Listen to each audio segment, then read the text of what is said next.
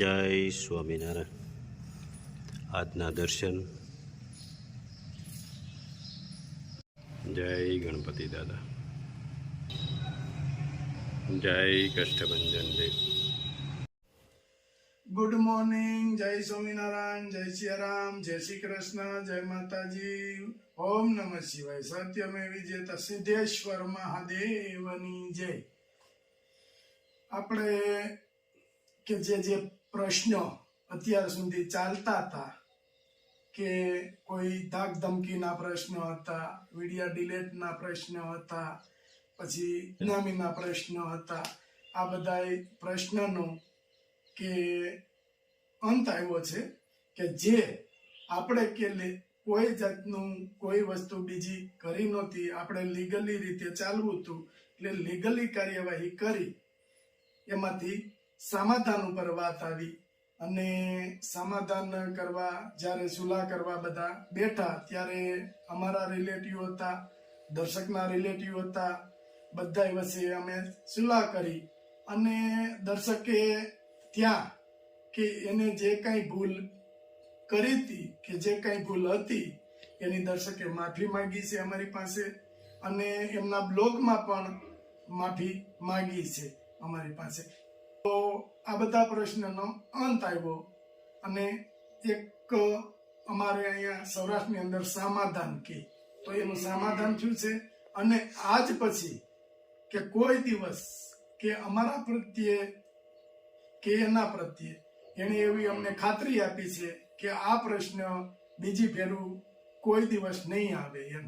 અને અમે પણ એને ખાતરી આપી છે કે પેલ અમારાથી કોઈ દિવસ થશે નહીં, અને કોઈ દી થઈ નથી અને થશે પણ નહીં. એટલે અમે પણ એને ખાતરી આપી છે કે જે કાંઈ પ્રશ્ન હોય એ પ્રશ્નનો ઉકેલ આપણે આપણી જાતે જ કરવાનો રહેશે. એટલે જે કાંઈ પ્રશ્ન આગળ આવે તો એકાબીજાને વાતચીત કરી એ પ્રશ્નનો સોલ્વ કરવાનો રહેશે. આટલી અમે પણ ખાતરી આપી છે અને એ લોકોએ પણ ખાતરી આપી છે. તો બધું ભગવાનની દયાથી પતી ગયું છે. હવે કોઈ જાતનું કાંઈ પ્રશ્ન છે નહીં અત્યાર સુધીમાં. જ્યાં સુધી હતા ત્યાં સુધી લોકોને ખબર જ છે કે આ પ્રશ્ન હતા, પણ કાલે એ વાતનું રાત્રે સમાધાન થઈ ગયું છે બધા વચ્ચે. અને કોઈ આપણા જે વ્યુઅર્સ છે કોઈ એકાબીજા વિશે ખરાબ કોમેન્ટ ના કરો એમ, એટલે આપણી ભલામણ છે. હવે આપણે જે થયું એ થઈ ગયું છે અને હવે સમાધાન કરી નાખ્યું છે, એટલે કોઈ એકાબીજા વિશે ખોટું ખરાબ ના લખતા. ખરાબ લખવું નહીં, કોઈ વિશે ખરાબ બોલવું નહીં. ભગવાન બધાને સદબુદ્ધિ આપે એવી સ્વામિનારાયણ ભગવાનના ચરણોમાં પ્રાર્થના. જય સ્વામિનારાયણ. જય સ્વામિનારાયણ. એક હેર ઓઇલ, એક શેમ્પુ,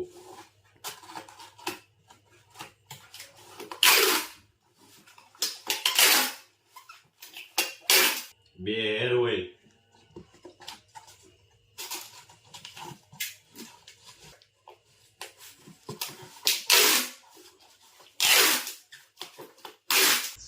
એક હેર ઓઇલ,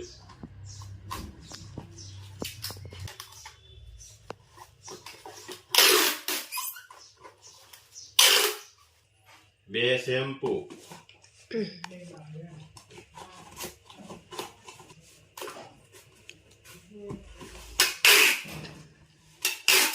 એક શેમ્પુ અને છાશ મસાલો.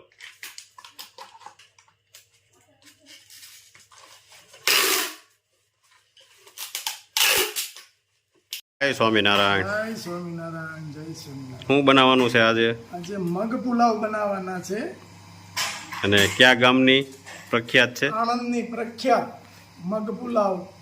એટલે આણંદમાં જાવ ત્યાં જ આપને મળે, બાકી ક્યાંય મગ પુલાવ આપણે ક્યાંય મળતા નથી. સુરત, અમદાવાદ કોઈ પણ જગ્યાએ. અને નવી રેસીપી છે એના માટે આ પેપ્સિકમ મરચા, પછી ગાજર, કોબીજ ને ફુલાવર બધું કટિંગ કરવાનું છે.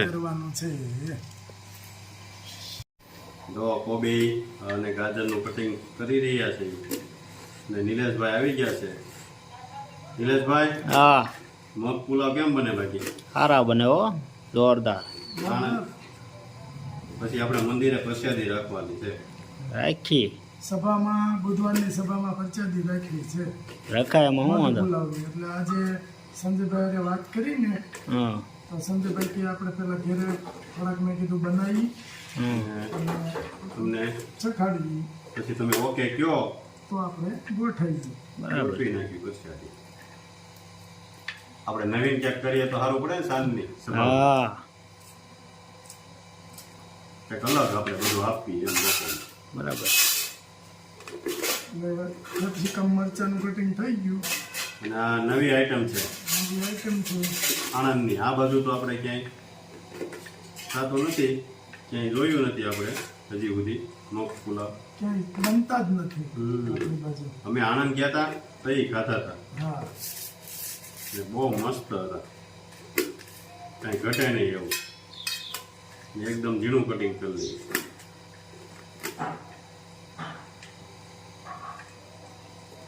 રેડી ને નિલેશભાઈ? Ready ready. ચાલો મગ પુલાવ બનાવવાના છે અને તેલ મૂકી દીધું છે કમ્પ્લેટ. કેમ નિલેશભાઈ? નિલેશભાઈ અમારે આવી ગયા છે. કેમ બનશે નીલા કાંઈ એમાં થોડું કાંઈ ઘટે. આપણા મગ પુલાવમાં આપણો હાથ જ એવો છે ને. અને કાલ મંદિરે કેમ? જમાવટ તારી મંદિરે? કાંઈ ઘટે નહીં. મજા આવી ગઈ ને બહુ મજા આવી. સંતો હારે બહુ આનંદ કર્યો ન્યા અને- શાંતિ મળે જીવને. અને સ્વામી વીરપુરુષ સ્વામી એટલે વાત વાત ચાલે પૂરું થઈ ગયું. અને આપને જે વસ્તુ આપી સ્વામીએ એની તો અદ્ભુત. વાત જ ન થાય એની. આમેથી કે આની કોઈ કિંમત જ ન થાય આ તો મળે ય નહીં ક્યાંય. ઓરિજિનલ રુદ્રાક્ષ અને એ મોહન સ્વામીએ પ્રસાદી પ્રસાદીના આપેલા હતા જે આ રુદ્રાક્ષની માળાઓ એ આપને મળી. પેરામણી કરી આપણી હા, ભાગ ખુલી જાય. ભાગમાં હોય એને મળે ભાઈ. બાકી કોઈ ન મળે. હા, બાકી કોઈને ના મળે આ વસ્તુ એ તો સ્વામીએ કીધું ને આ તમે ભાગશાળી કહેવાઓ હા કે તમને આજે મળી. અને એ ગુરુ પૂર્ણિમાના ઉત્સવના દિવસે હા, કાલે રાખ્યો તો ન્યા. કે સંતો બધા બાપા પાસે ગયા હોય હા, એટલે કાલ રાખ્યો તો નિલેશભાઈ ને પ્રસાદી મળી. કા નિલેશભાઈ હા, તમારે? દર વખતે મળે જ છે ને. હા, પરસાદી આવો લેવાનો. આવો લાભ તો મળે કોઈ દી. કોઈ દી ન મળે. આખું જીરું હવે વઘારવાનું ચાલુ થઈ ગયું છે આખું જીરું. હવે પેપ્સિકમ, કોબી અને ગાજરનું કટિંગ જે આપણે કટિંગ કર્યું હતું તે પુલાવમાં એમાં વઘાર કરવાનો એટલે ચડી જાય.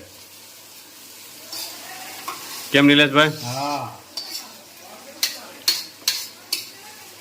મુજબ સિંધુ નમક હા, બહુ ઝાઝુ ન નાખવું. ના ના ખારા બહુ હારા નહીં હા,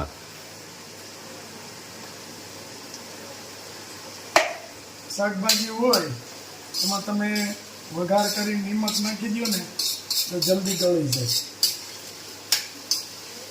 હવે બધું ચડી ગયું છે. હવે મગ નાખી દેવામાં એમાં. બાફેલા મગ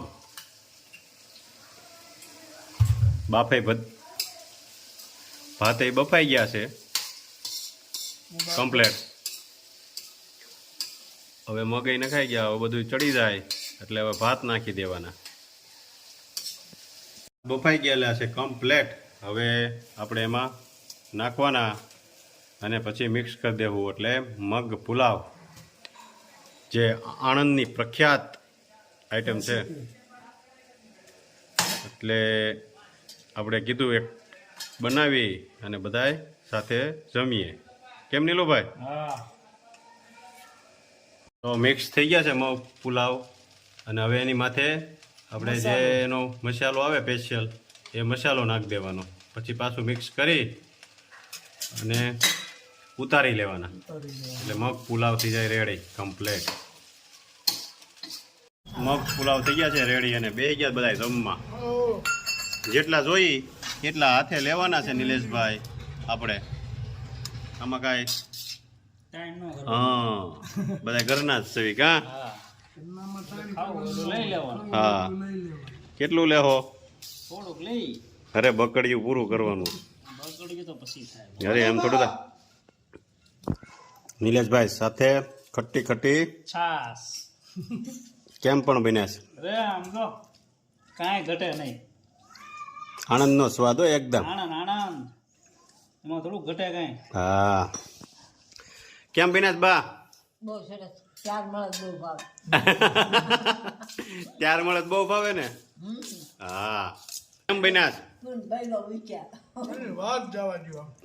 વસ્તુ જે સ્વાદ આપણે આણંદમાં લીધો તો એ સ્વાદ અહીંયા આવા આવા બનાવ્યા હતા. અરે દહીં એકદમ સુપર બની ગયા. કેમ બા ભાવે છે ને? અરે બહુ ભાવે.